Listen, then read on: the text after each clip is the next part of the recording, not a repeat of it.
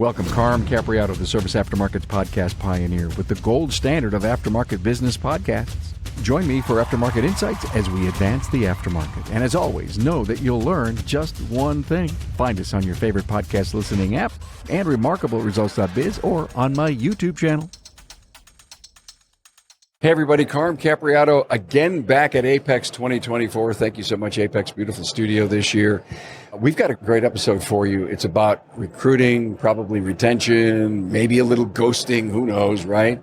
Resume reading, resume building. I want to cover all that. Okay, we good with that? Absolutely. Good. Hey, before we get started, thank you so much to our great sponsors. You know, Napa Tracks will move your shop into the SMS fast lane with on-site training and 6 days a week support and local representation. Find Napa Tracks on the web at napatracs.com.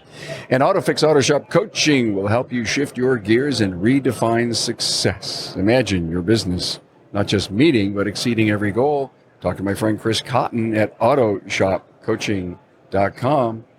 And are you ready to optimize training with today's class? In just 5 minutes daily, boost knowledge, retention, and improve team performance. Start seeing results today. Join your peers at todaysclass.com. Hey, if you're watching on YouTube, please subscribe, give the video a thumbs up, and thanks.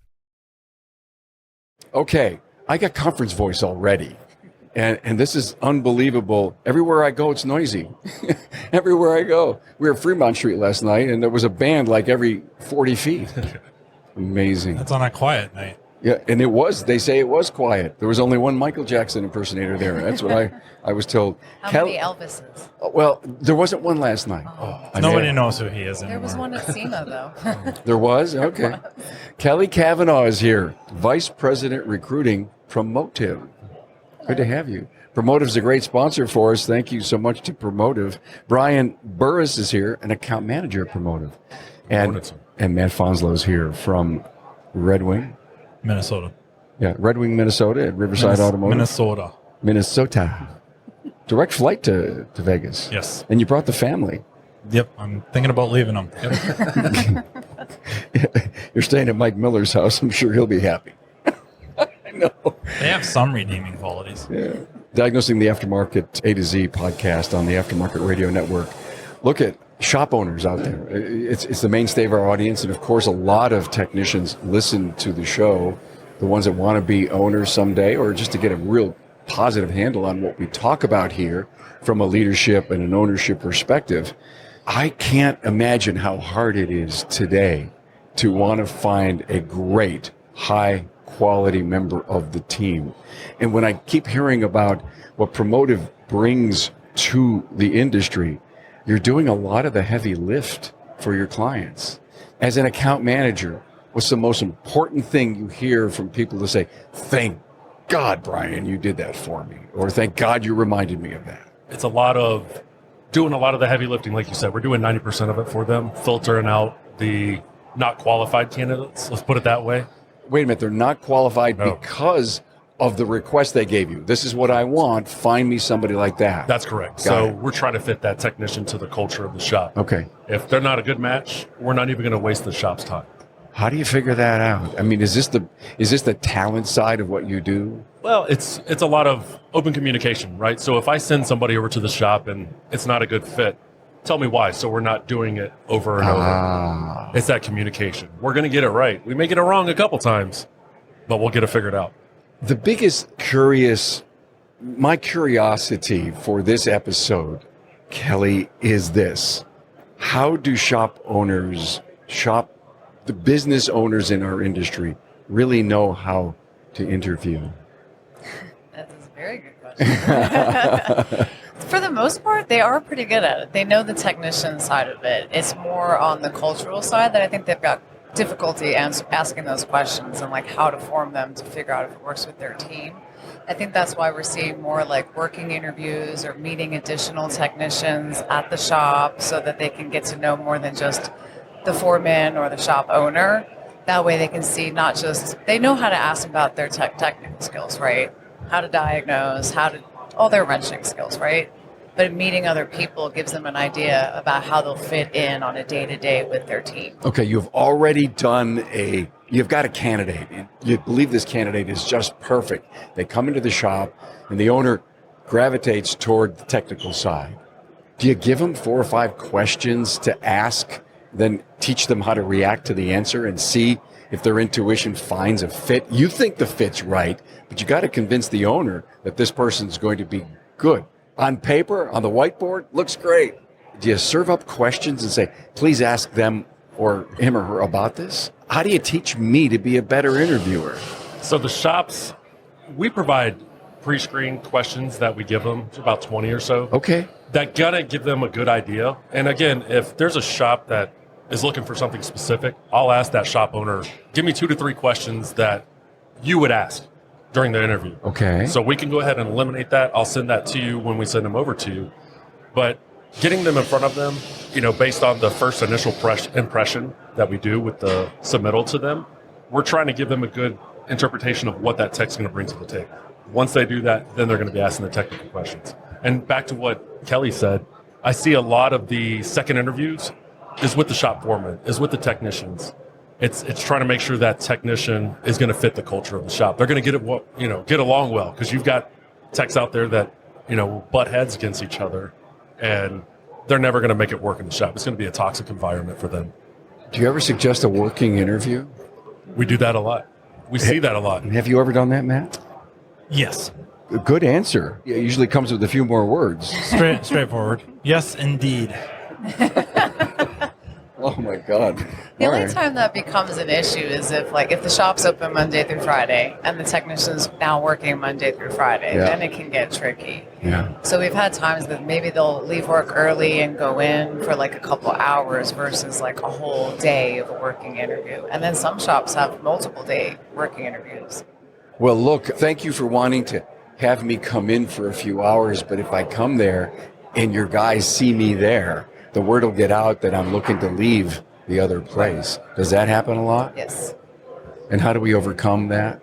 We make sure the shop knows it's confidential, that they're looking, even when we're sending their resume. Because the other kicker is some of the small towns, all the shop owners know each other. Yeah. So it's a really slippery slope sometimes based upon, some of that really depends why the candidate is even looking to leave their shop in the first place, right? So tell me, why do people want to leave other shops? You're finding these candidates, you ask them those tough questions, because if not, you can't find the fit. I see a lot of work-life balance and culture. New management that comes into the shop, it's not a fit for that technician or service advisor. It's really culture. So they want a better place to work. Correct. It's not always about money. We've got the guys that'll go for 25 cents more, but it's honestly what we see, and we provide that to the shop too. When we submit somebody, we'll ask that question: why are you wanting to leave your current shop? And 9 times out of 10, work-life balance and culture. That's it.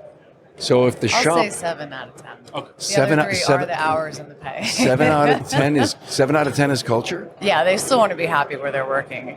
I mean, we know that there's a lot of churn in this industry, right? A lot of turnover. And I think some people are tired of changing jobs every 6 months, and they really just want to find the right place that's the right fit for their lifestyle and what they're looking for in a shop, especially in independence, more of that family feel. I find it fascinating that we're so deep into culture. How much is career opportunity, is education training part of that culture? Is that in the soft stuff or is that in the hard stuff? To me, that's both. If a shop is willing to help you get additional certifications, get training, go to different conferences and whatnot, that says a lot about how they value their employees. So, but on the same time, they're also getting the technical skills behind that. So it was a little bit of both to me for that. Okay, all three of you help me with this work-life balance thing. I get it, I know it, but I'm being a little facetious, right? This work balance thing. But we also go to conferences, and I expect you to do 40 to 60 hours of training. Whew, that doesn't work in my work-life balance thing. Are you kidding me? I want to go home and do nothing. I want the weekends off. I want a 4-day work week. I cannot invest any more time in my further education. That disqualifies the person, right? Absolutely. Okay. We've seen that numerous times. Numerous times. Because the shop owners already said, listen, here's what we do, here's why we do it, here's how we do it. Find me a person that will fit into this. Correct. Talk to me about your experiences with that, Matt. I find that to be a complex question because There's a lot going on. One technician's standpoint is, of course, 8 to 5 or whatever. How many hours a week am I working for X amount of pay? Shop owner or management's got to be thinking, I need X amount of profit dollars per day, week, month, year to make a go of things. So now, if I want you to invest 40 more hours of your life or more, 80 hours of your life into training, where is that coming out of? Is it coming out of the shop end, the tech's end, or both? And can that be addressed? And I'm going to be careful when I say reward, because that could be misconstrued to be strictly fiscal, but it's more. I think just being open and honest between the two to just kind of establish those expectations and whys. And this is why I need this many hours from you in the training, because we want to keep, just maintain capability and then increase capability. And this is how this translates into you selfishly. It's got to be on both ends. And then like culture stuff, that can vary so greatly. Where we live, AC in a shop is not common. And people don't think of Minnesota as needing air conditioning, but there's a couple weeks of the year we have to turn the AC on. More like months. But that could be enough to drive someone that's been sweating for years to look at the grass is greener type of a mentality. Like this shop and this shop have AC, I could handle that. And now they're filling out applications and calling for secret interviews or phone conversations, stuff like that. It could be, this is the third car this week we didn't have the right tool for. Nobody wants to buy it. I can't afford to buy it. Oh, I heard shop, A, they have all this equipment. A lot of times we borrow tools from the shop A. I wonder if they're hiring. What would that be like to work somewhere where I'm going to work on a car and I have the right information and tools to actually do that and hit these numbers that have been set for me to get my good pay rate? You're smiling, Brian. I could keep going on and on and on. When I speak with the shop initially, so once they sign up with Promotive, those are some of the questions that I'll ask. What kind of tools, what do you have for diagnostic equipment? What do you guys have in the shop? Second, AC. You guys have AC in the shop? Yes, no? Right? So that's a key thing for a lot of techs too. Productivity goes up. I had a gentleman in Minnesota working in a warehouse. It was a candidate, and they had no AC in the warehouse. He ended up having a heat stroke. Long story, but we found him a shop with AC. He left that warehouse wherever he was working. So, Matt just brought up something so interesting. If you're going to invest your time, is it going to be on shop time or your time?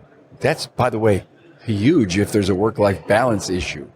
And it probably should be a combination. Like you as a professional want to get better or maintain your skill set, improve on your skill set. You should make some contribution to that. So that will be in exchange for some of your time.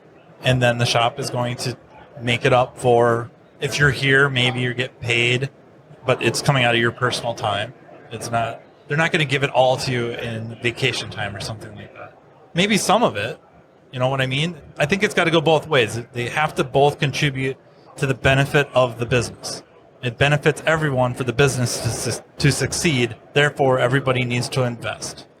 To get a profile of a candidate, do you go as far as ask them if they're willing to invest in their personal time or shop time to further their career path? We need to train. We need to educate people ad nauseum all the time if we're going to try to keep up. Do we ask that question? we're upfront on the front end when we're doing our initial interview with that candidate. We're letting them know for this shop, they require 40 hours. Are you okay with that? And we'll submit that to the shop owner too. You know, and going back to the training, it's not auto tech, right? I was with Napa. That's quarterly. 3 hours a night. Napa feeds you, right? We'll provide dinner. But again, what is your skin in the game to improve your paycheck? These cars are evolving. You're going to continue to work on a carburetor? It's not going to happen. I'd like to add to that because it's not just based upon that job that we're trying to fill. In general, every candidate we talk to, we ask them, like, do you have any certifications? Have you taken any training? Obviously, if they have a degree in automotive or they're taking classes. And if the answer is no, sometimes it's, are you willing to? And is there a reason why? Because that also gives me some insight into what their ambitions are and if they really want to stay in this industry and they're passionate about their career. So that tells me a lot about the candidate, too, regardless of what shop I'm talking to them about. Do you find out from the shop owner if they do lunch and learns every couple of weeks, if they bring in a private trainer on a weekend, so that when you're qualifying the candidate, you're trying to find the right fit? Because God help it if this individual shows up and they're unwilling to meet the training culture in the business. We do ask that. Okay. We do ask. Let me ask you a question. I'm an automotive technician. I pick up the phone. I go online. I find your company. Do you teach me how to build a resume? Do you help them with that? Because I think you would submit a resume to the client of yours and they don't have one because they're curious. You help them with that? We sure do. Is it like pulling teeth? Yeah. Yes. I mean, to be fair, not every shop necessarily has to see a resume, or they just want the basics, see what their job history is, but they don't necessarily need every bullet for everything you've ever done. Okay. But we do see resumes that will just say technician, technician, technician. So then you will dig into those questions, like we talked about, like what their experience is, what makes, what models, all the things behind that, and then recommend to add it. We do actually have a resume builder that we built that they can go online for free and build one, and they can add all that information to it. But ultimately, in the end, you kind of, if you wait too long and they don't do it, or they don't know how, or they're not, used to using Word or different systems that are out there, then we'll give them all the information that they need, or all the information the shop needs on that candidate based upon our conversation. How do we build that resume? How do we get to it? It's on your website. GoPromotive.com. GoPromotive.com. Remember that, GoPromotive.com. How many first-timers have never actually looked for a job are you getting? Oh, a lot. Really? A lot. I'd probably say it kind of depends. If you are seeing people on Indeed, it's usually not their first rodeo. People from Facebook and different sources that we use and different places that we promote, usually they definitely never worked with a recruiter before, and they are typically excited. They're like, oh, you help with that? Because we'll also prepare them, like Brian said, for the interviews, and here's what to expect. Here's what you're meeting with. Here's what they're expecting from you. When as you're just applying to a job on Indeed, you might not get a call ever. You don't really know anything about the company. You don't know what to expect when you go in to meet with them of what they're really looking for, despite maybe a cookie cutter job description.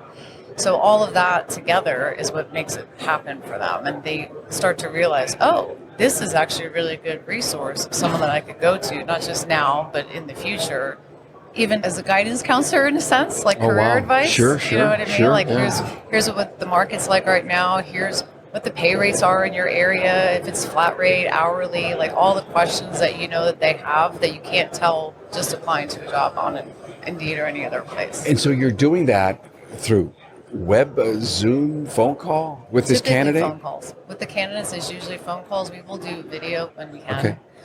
What's the percent of curious lookers and serious lookers? Tire kickers? Yes, exactly. The tire kickers. Because, hey, I came home the other night really upset. Emotions. And my significant other said, then go find another job. And so I don't know how to start, when to start. And you hear that. Yeah, my husband wants me to find another job. Bing, it's a curious thing. They may not be committed. They're just looking to say they did it. Check the box. Check the box. What's the percentage? That's a really good question. Some of that depends on the seasonal times of the year, especially if you're working flat rate and the shop's slow. Then you're like, okay, it's been 3 weeks and I'm only getting like 25, 30 hours. Okay. The tire kickers come, say, in September when business kind of slacks off a little bit. They're not sure where the business is going, where their career is going, so they want to go out and kick some tires. And that's a warning sign for you. Oh my God, in December, maybe I'll get a new job in January. You guys are probably really busy in December, I bet. Well, and then they, get an interview, and all of a sudden the shop hours picks back up. They're like, oh, never mind. Then they ghost us. Yeah, and you know what? I have this word ghosting written down here to talk about it. Ever been ghosted, Matt? Oh, please. Never. And if anyone... It's amazing. It's absolutely an amazing phenomenon. And it's certainly not just us. How many phone calls I've gotten. Like, I had 3 interviews lined up over the next 2 weeks, and 2 of them no-showed. And it's frustrating. Really frustrating. How are we helping your clients deal with ghosting? Well, I work on the candidate side, so I get a lot more than what he sees. All right. Okay. Wait, you're the candidate side, and you're the Shop side. shop. I'm directly dealing with the shop owners. Okay, that's a great split here. I'm glad you guys have that split. Okay. We're matchmakers.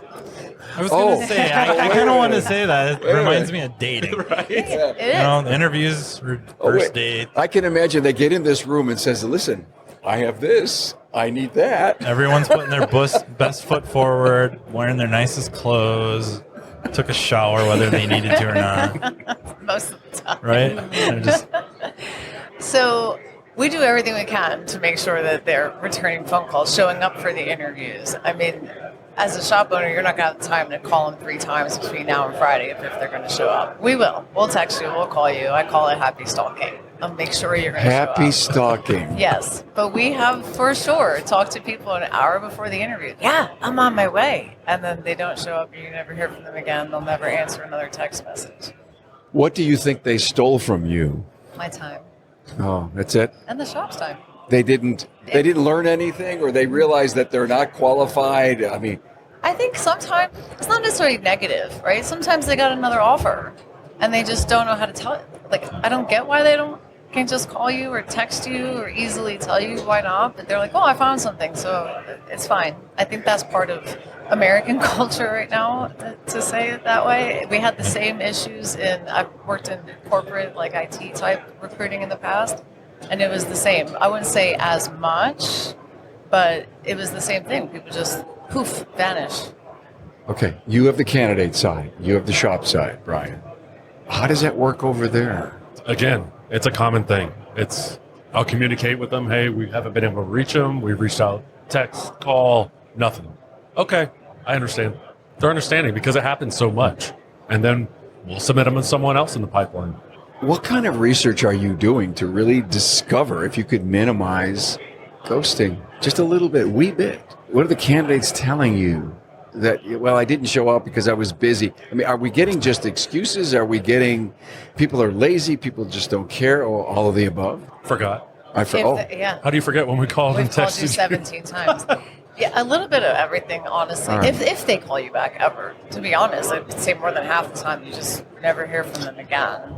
these are high school kids? These are all kids. These are adults. These are, yeah, right. Okay. It blows my mind too. I forgot. Is this industry more prone to ghosting than, say, your previous job, Kelly? The percentage is definitely higher. It's higher. But to be fair, that I'm still a few years out of that, and I think, like I said, the American culture, it might have gone up in other industries as well that I'm just not aware of. Got it. Yeah, I think hiring, period, is a terrible endeavor for most companies in the auto repair and outside. Finding candidates is nightmarish. You know, I know the skilled professions better than others, but that's where you hear it. Electricians, plumbers, it's the same thing. Trying to find somebody to come in and show up on time and work. It's so difficult, and I think it's like Kelly's mentioned multiple times, it's almost cultural to the country. This is our current society. And she mentioned communication too, like, I forgot. That it just seems like that's a new cultural thing in our society, is to try to say what we want to say without actually saying it.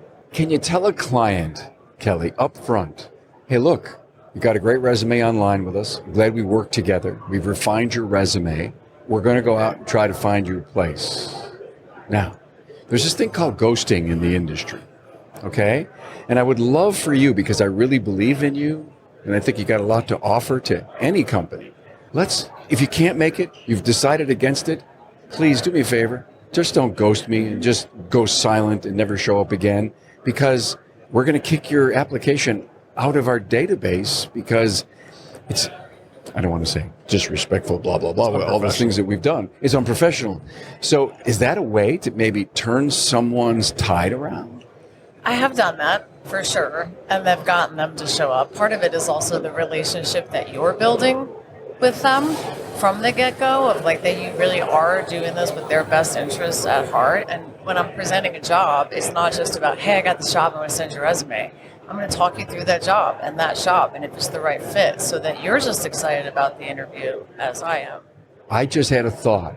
Do shops use recruiting companies like Promotive because they believe you'll get them less ghosting.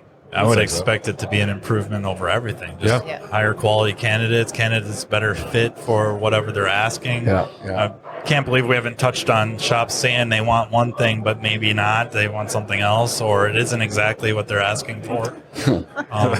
But we're hiring a technical specialist that has experience in domestic automobiles and programming.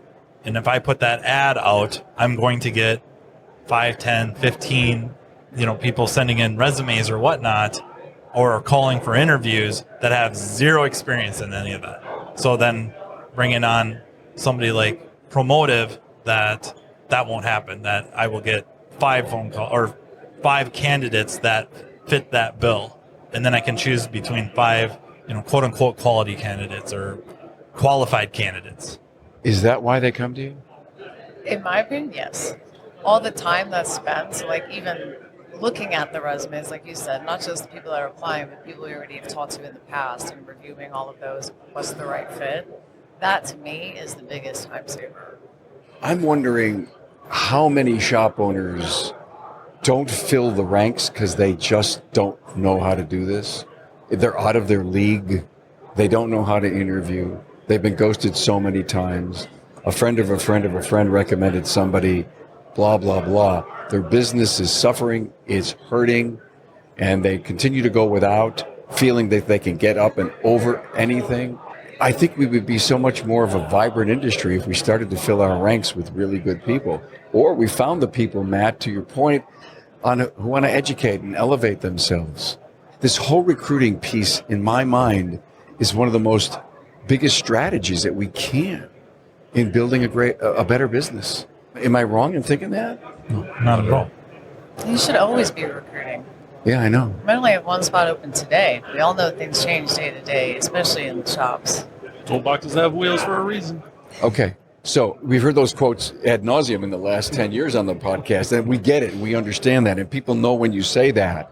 You could probably say we can get 1,000 more candidates, clients tomorrow. And it's a good thing for Promotive and all the other recruiters. Why are we so reluctant to do this? Why do we still think, are we in this I can do it myself mentality and I don't want to spend the money? And look at the results. Look how much you're spending, too. We ask that a lot, when we go to qualify a shop. We want to work with a shop that's qualified, too, not just candidates that we're submitting to you. We want to make sure it's the right fit for us culturally. We see it a lot of shops saying, oh, I can do it myself. How much are you spending a month on Indeed? $800. Okay, hang on. Stop right there. Do you have a calculator where you put in all this stuff, revenue, costs, and then you put down the ROI and you just email it to them? I don't need to. It's very simple. It's very simple. I mean, I understand what you're saying on the return on investment here, but based on the locations of the shop is what we charge per month. That's covering all the Indeed ads, all the recruiting efforts, all the sponsorships. The benefit of working with us, we're doing all the legwork for you. You go focus on running your shop. We'll handle the recruiting, right? You go work your financials, work with your coaching groups. We'll handle the recruiting part. Go out and get the training for your technicians that you need. But a lot of people it's a control thing, right? I do it all, I'm going to do it all. But how much time are you wasting? Where can you put your focus for your business to improve it elsewhere besides recruiting? That's where we come in.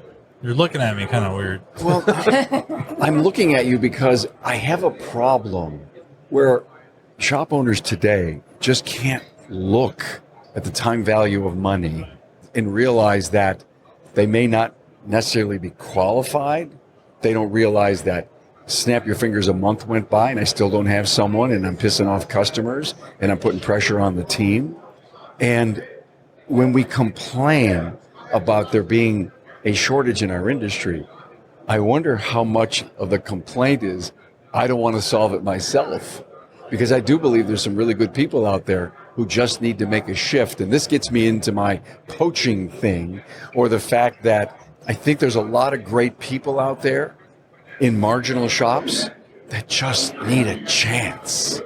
And they're stuck in a flatlined career, opportunity, poor culture. And something inside of them says, I want more, I want to get better. And that's what I almost look at what you guys really do well is to go out and find them. You're not reaching in and pulling, but if you're romanticizing people to want to come into your company, read the ads, work with these key shop owners, it's almost like we're in a funk. It reminds me that we're in an interesting gray spot of, yeah, who's your recruiter? Instead of going into a shop owner and says, who's your recruiter? They're saying, do you have a recruiter? Have you ever recruited before? We need to make what you guys do as an industry second nature. We need to go out and say, so what tools do you have? What training are you going through? Who's your recruiter? And I think there's so much value in that. Forget about the money. Look at productivity and efficiency and client experience and all of that, revenue growth. You can't have it without right people. So who's your recruiter? A lot of these questions, they have a constellation of answers, meaning it kind of ends up going all over the place. Like you've brought up a few ideas that are interesting and worth talking about. And initially it's time, our idea of time, how we perceive time, without even going into the physics of time, which would be a rabbit hole. I mean, just the perception of time is a rabbit hole. And then assigning value. And once we say value, now we're talking about social constructs.